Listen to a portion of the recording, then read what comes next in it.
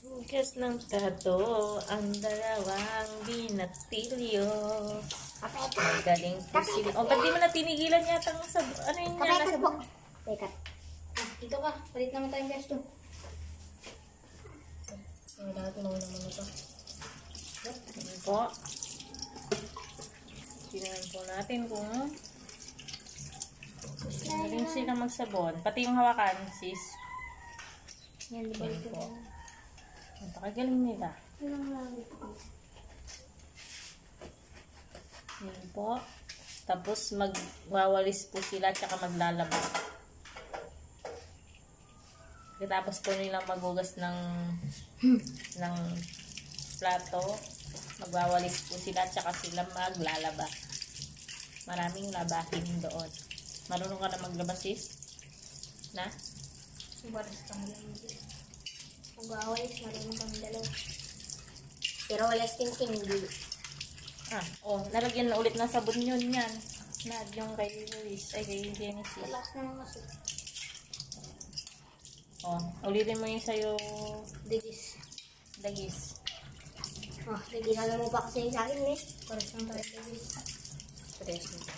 Ayan, malinis na yan. Matagis na tayo. Tapos punasan nyo yung floor, yung nabasaan yung floor. Okay?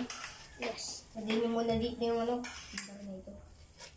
Hindi pa nasabon mga pinggan. Tagisa din tayo dyan. Hindi pa nasabon yung pinggan na yun. Patungan mo. Sabunin mo na yung pinggan. Ayan po. Ng tubig po. Na naman po daw.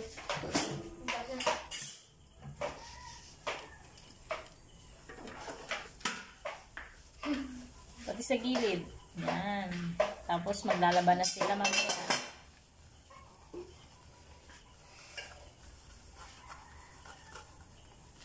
Ayan. Mas daddy eating sugar. No, daddy. Very nice. Yung may tinidor pang isa. Tesis na yan. Sino magwawalis niyan? Ops, yan. Sino magwawalis? Si Genesis? Ang dalawa. Tsaka magbubunot ng daw mo.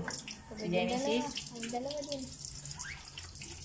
Kaya kami marunong magtrabaho ng ako kaya kung hindi kami magkakaroon ng pera. Kasi bata pa naman. Ayan po, ang dalawang astig.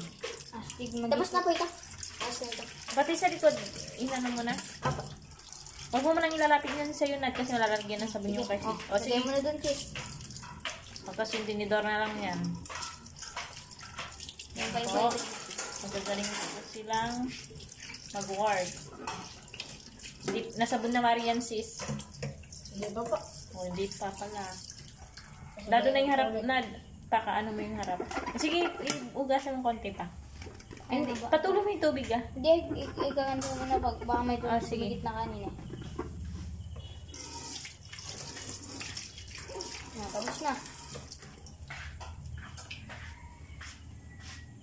Okay, mo na doon.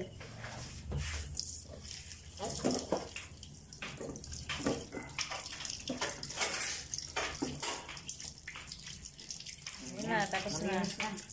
Malinis na. Oops.